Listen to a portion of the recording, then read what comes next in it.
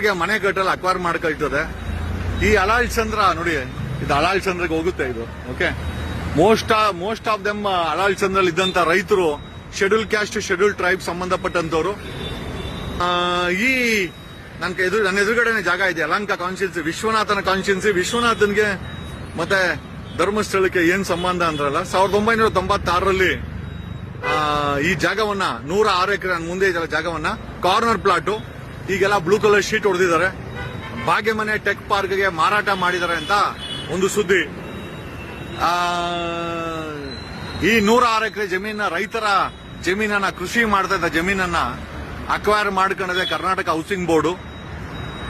Acquire ಮಾಡ್ಕೊಂಡಂತ 1996 acquire ಮಾಡ್ಕೊಂಡ್ರೆ 2010ರಲ್ಲಿ 15ರಲ್ಲೂ ಸುರೇಂದ್ರ ಜೈನ್ ಅವರು ಈ 106 ಎಕರೆನಲ್ಲಿ 36 ಎಕರೆ 10 ಗುಂಟೆಯನ್ನ ತಮ್ಮ ಧರ್ಮಸ್ಥಳದ ಮಂಜುನಾಥ ಎಜುಕೇಶನ್ ಟ್ರಸ್ಟ್ಗೆ ರಿಜಿಸ್ಟರ್ ಮಾಡಿಸ್ಕೊಳ್ತಾರೆ. ಇಲ್ಲಿರುವ ರೈತರಿಗೆ ಆಸ್ಪತ್ರೆಯನ್ನ ಕಟ್ತೀವಿ ಅಂತ ಆಮಿಷವನ್ನ ಕೊಡ್ತಾರೆ. 2010ರಲ್ಲಿ 2000ದಲ್ಲಿ ರಿಜಿಸ್ಟರ್ ಮಾಡಿಸ್ಕೊಳ್ತಾರೆ. 36 ಎಕರೆ 10 ಗುಂಟೆ.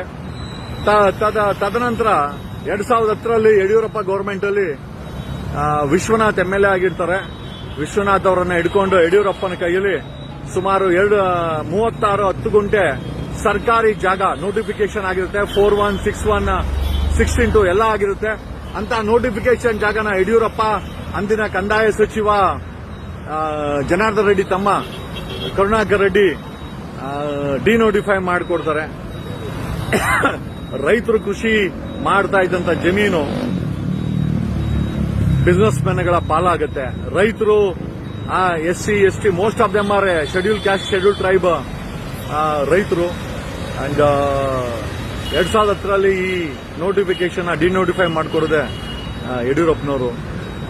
ತದನಂತರ ಈ 1 ಲಕ್ಷ 2 ಲಕ್ಷ 3 ಲಕ್ಷಕ್ಕೆ ತಗೊಂಡ್ರು ಅಂತ ಸುದ್ದಿ. 2010ರಿಂದ ಡಿನೋಟಿಫೈ ಮಾಡಿದ್ಮೇಲೆ 2020ರಲ್ಲಿ ಅದೇ ಜಮೀನನ್ನ, ಧರ್ಮಸ್ಥಳದ ಆಸ್ಪತ್ರೆ ಕಟ್ಟಿದಂತ ಜಮೀನನ್ನ ಆಸ್ಪತ್ರೆ ಕಟ್ತೀನಿ ಅಂತ ಹೇಳಿ ತಗೊಂಡು ವಿಶ್ವನಾಥನ ಕೈ ಹಿಡ್ಕೊಂಡು ಡಿನೋಟಿಫೈ ಮಾಡ್ಕೊಂಡಂತ 100 ಹೌಸಿಂಗ್ ಬೋರ್ಡ್ ಅಲ್ಲಿ 36 ಎಕರೆ ಸುರೇಂದ್ರ ಜೈನ್ ಅವರ ಧರ್ಮಸ್ಥಳ ಎಜುಕೇಶನ್ ಅಕಾಡೆಮಿಗೆ ಸೇರಿದಂಥದ್ದು. ಮಗನೇ, ಸೊ ಈ ರೀತಿಯಾಗಿ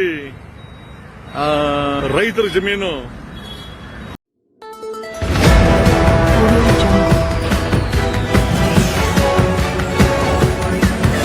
Audio